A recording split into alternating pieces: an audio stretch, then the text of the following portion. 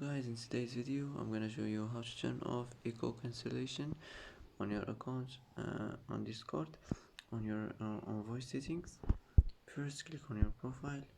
Now here you will find voice settings, click on it, and now here as you see you will find echo cancellation. Just click like this and it will be turned off. That's how to turn off echo cancellation on your account on Discord. Easy and quick, and that's it.